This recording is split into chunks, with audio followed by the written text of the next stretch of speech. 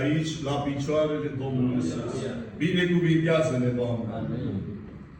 Cuvântul pe care îl citea fratele nostru Ruben spunea așa, doar versetul 7.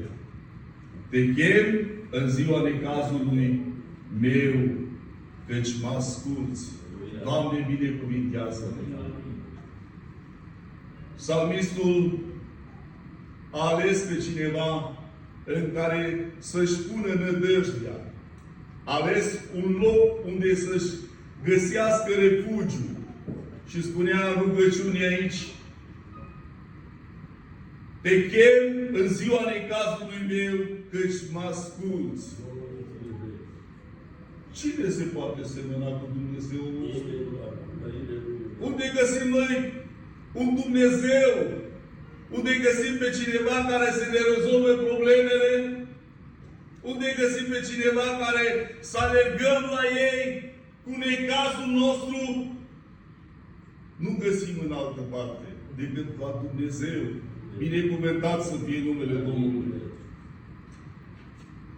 Pentru că Dumnezeul acesta face un singur lucru. Un verset din a doua Cronici, capitolul 16, versetul 8.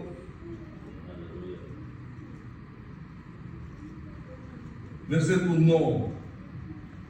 Spuneam, la Tine, Doamne, mi-înalți rugăciunea, căci Tu mi-asculți rugăciunea.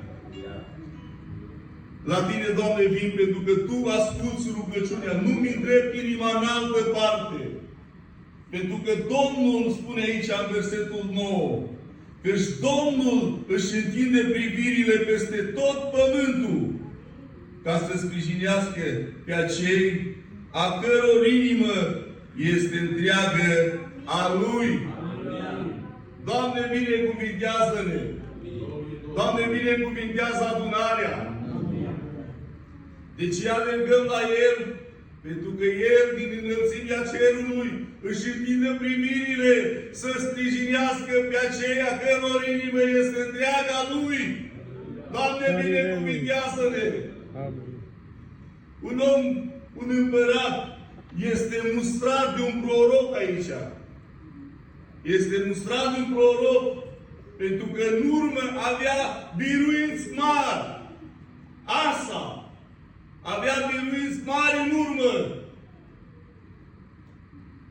care spune așa, etiopienii și libienii nu au cătuia oare o oaste atât de mare cu mulțime de care și călărăți și totuși Domnul i-a dat în mâinile tale pentru că te sprijineai pe El. Doamne, binecuvintează-ne! Când ne uităm în urma pașilor noștri, necazul pe care, din punct de vedere omenesc, nu era soluție. Dar la Dumnezeul nostru este soluție. Pentru că El are putere, pentru că El are ochii deschiși să sprijinească inima care întreagă Tatălui. Doamne, binecuvintează-ne! Uite-te înăuntrul tău. Unde-ți este inima? Este dată întreagă Lui. Doamne, binecuvintează-ne! Pentru că Dumnezeu spunea Ieremia, deci eu știu gândurile care le am cu privire la voi, zice Domnul. Gânduri de pace și nu de nenorocire. Doamne, binecuvintează-ne! Dumnezeul nostru vrea să ne facă bine. Dumnezeul nostru vrea să aibă milă de noi, să se îndure de noi, de casa noastră, de situațiile în care noi le traversăm prin lumea aceasta.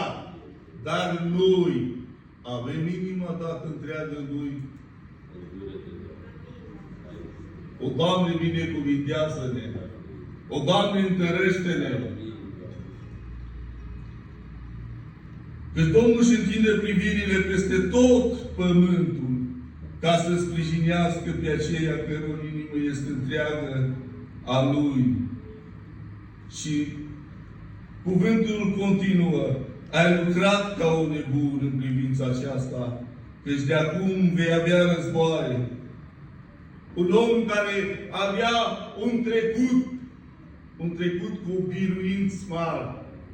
Și când și-a plecat inima să caute ajutor, unde spune Biblia, la om nu este ajutor, dar ajutorul nostru, spune Biblia așa în Psalmul 46, Dumnezeul nostru este un ajutor care nu lipsește nevoie. Omul acesta a căutat ajutor în altă parte. Și când cauți ajutor în altă parte, parcă nu vine izbăvirea. Când cauți ajutor în altă parte, parcă bâșbâi așa prin întuneric. Dar te îndemn în această seară. Și mă îndemn în seara aceasta. Aleargă la Domnul. El își întindă privirile ca să sprijinească. Și Psalmul 34 spune așa. Când îți întorci privirile spre El, te luminezi de bucurie.